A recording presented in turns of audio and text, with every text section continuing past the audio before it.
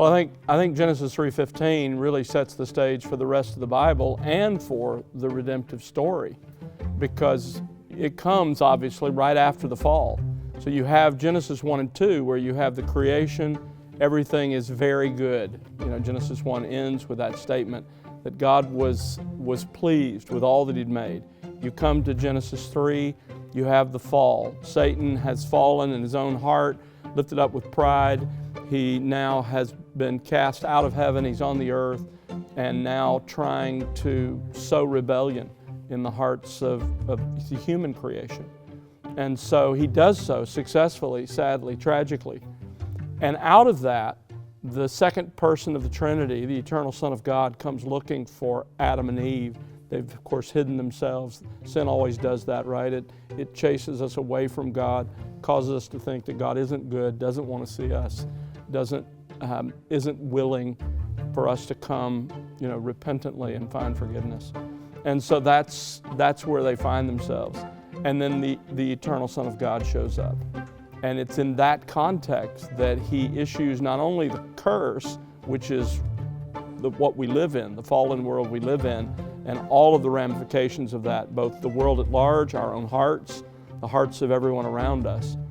So that curse comes, but in the middle of that curse, in the middle of telling us the ramifications of Adam and Eve's sin, and therefore, according to Romans 5, the ramifications ultimately of our own sin, because He represented us, and in the end, He chose what we would have chosen. And so that is the essence of human sin.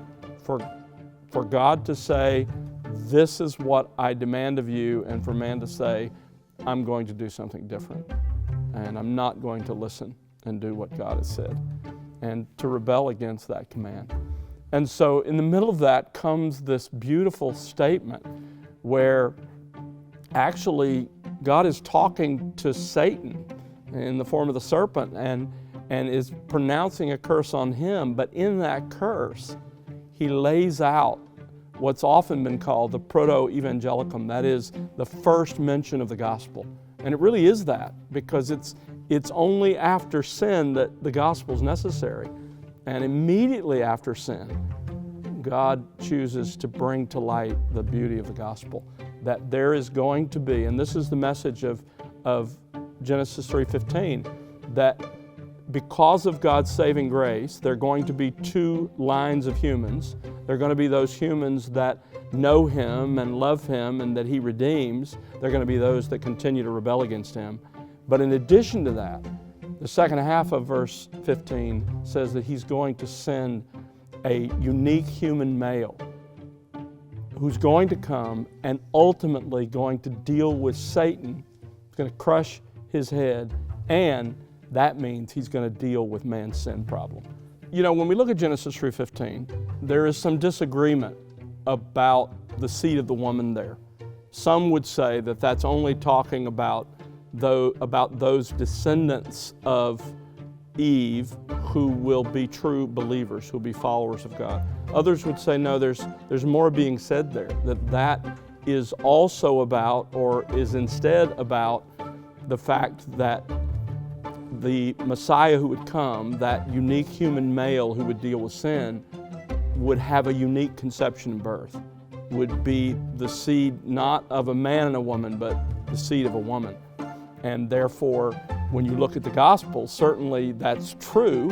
Whether that's as clear in Genesis 3:15, that can be debated, but the truth of it is certainly laid out in the Gospels, because Matthew, you have Jesus connected via adoption to Joseph, but in Luke chapter 3, the genealogy there, really the genealogy of Mary, you see that He is her physical descendant, and therefore He truly is the seed of the woman. Really, when you think about it, the rest of the Bible, and especially the Old Testament, lays out the details about how that unique human person will come and who he will be.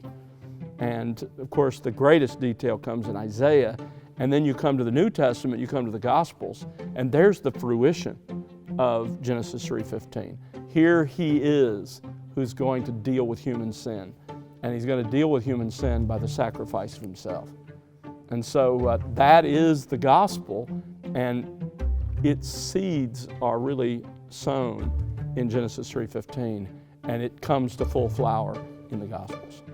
And when you come to Galatians 4, of course, that makes it very clear, the way Paul expresses it there, that he was born of a woman, is a very unique way to say it, particularly in a Jewish Hebrew mindset, very unique way to say that a person came to life. And it's saying the reality that he was conceived of a virgin, born of a virgin. And so that expression in Genesis 3:15, we can't be absolutely sure what that means, but certainly it lays the foundation for a unique human male, and that unique human male certainly was the seed of a woman and was in fact born of a woman and not born of a man and a woman, as would normally be true.